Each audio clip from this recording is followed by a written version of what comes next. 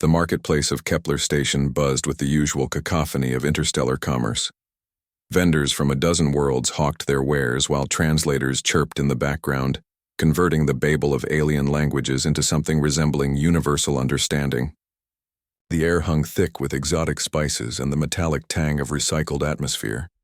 Ambassador Kethvar of the Yautja Confederacy moved through the crowd with predatory grace, his towering frame causing smaller beings to scatter like frightened prey. His biomask clicked softly as it analyzed the chemical signatures around him, cataloging potential threats and weaknesses with cold efficiency. The hunting blade at his side remained concealed but ready, a 7-inch marvel of molecular engineering that could slice through most known materials. Today's mission was diplomatic in nature, though Kethvar found such duties beneath his warrior caste.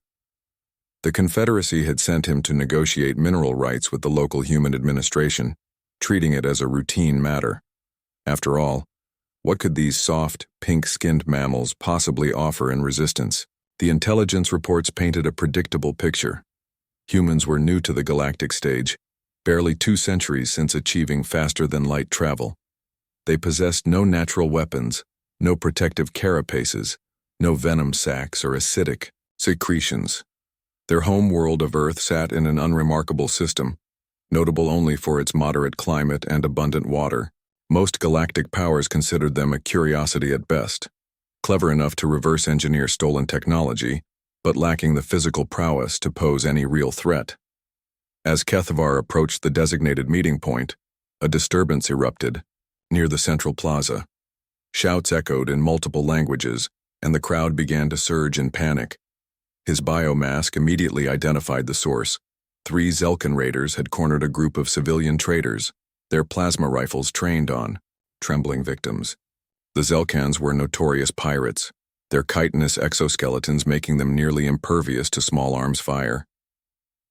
Their leader, easily 8 feet tall with mandibles that dripped neurotoxin, was demanding tribute from the cowering merchants. Local security seemed nowhere to be found, typical for these frontier outposts. Kethvar's hunting instincts stirred. This could prove entertaining. He drew his blade, the monomolecular edge humming to life as it tasted the station's atmosphere. The weapon had claimed the lives of countless prey across dozens of worlds. Perhaps he could add Zelkan chitin to his collection. But as he scanned the crowd, searching for the optimal angle of attack, something made him pause. 3 humans had stepped forward. They appeared utterly unremarkable, average height, soft features, wearing simple civilian clothing. No armor, no visible weapons, no protective gear of any kind. By all rights, they should have been fleeing with the rest of the crowd. Instead, they moved with a calm, purposeful stride that seemed completely at odds with their fragile appearance. "That's far enough," said the lead human, a female with graying hair and laugh lines around her eyes. She looked more like someone's grandmother than a warrior. The Zelkan leader chittered with amusement, his compound eyes reflecting the plaza's artificial lighting. "More tribute. How generous of you to volunteer, soft meat." The woman smiled, actually smiled, in the face of 3 armed raiders. "I'm Captain Sarah Chen, formerly of the Terran Marine Corps. These are my colleagues, Sergeants Martinez and Okafor. We're retired, but old habits die hard." Kethvar's biomask began registering unusual readings. The human's heart rates were elevated but steady. Not the chaotic rhythm of panic, but the controlled acceleration of predators preparing to strike. Their muscle tension suggested coiled springs rather than cowering prey. "You have 5 seconds to drop your weapons and surrender," Chen continued conversationally. "After that, things get unpleasant." The Zelkans erupted in clicking laughter. "Humans, you amuse us with your bravado. We have killed hundreds of your kind. Your bones break so easily." 4 seconds, Chen replied, still smiling. That's when Kethvar noticed something that made his blood run cold. The other humans in the crowd weren't fleeing anymore. They were positioning themselves, casually, almost invisibly, but with tactical precision that spoke of ingrained military training. A maintenance worker had somehow acquired a wrench that looked suspiciously like a weapon. A food vendor gripped her serving utensil with the confidence of someone who knew how to use it for more than cooking. They weren't civilians. They were all soldiers. 3 seconds. The Zelkan leader raised his plasma rifle, but Chen was already moving. What happened next defied everything Kethavar thought he knew about human capabilities. The woman flowed like liquid mercury, her movements so precise and economical that his biomask struggled to track them. She struck 3 pressure points, in rapid succession, and the 8-foot raider collapsed like a puppet with severed strings. Martinez had somehow produced a combat knife from nowhere and buried it in the second Zelkan's joint gap before the creature could even aim. Okafor simply grabbed the third raider's weapon hand and twisted, the sound of breaking chitin echoing across the plaza like gunshots. The entire engagement lasted less than 10 seconds. As the humans zip-tied their prisoners with practiced efficiency, Chen glanced in Kethavar's direction. Her eyes met his biomask sensors and she offered a polite nod, the kind of professional acknowledgement one warrior gives to another.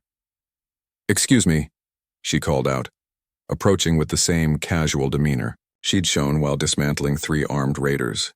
"You're Ambassador Kethavar, aren't you? I'm supposed to escort you to the negotiation room. Sorry about the delay. We don't usually let pirates operate on our stations." Kethavar slowly sheathed his blade, his hunting instincts screaming warnings he'd never experienced before. These weren't prey animals. They were something far more dangerous, predators who had learned to disguise themselves as prey. "Your stations?" he managed. Chen's smile widened. "Oh yes, didn't anyone tell you? Kepler Station has been under human administration for the past 6 months. We've been making some improvements to security." She gestured toward the crowd, where Kethavar now realized at least half the beings were human.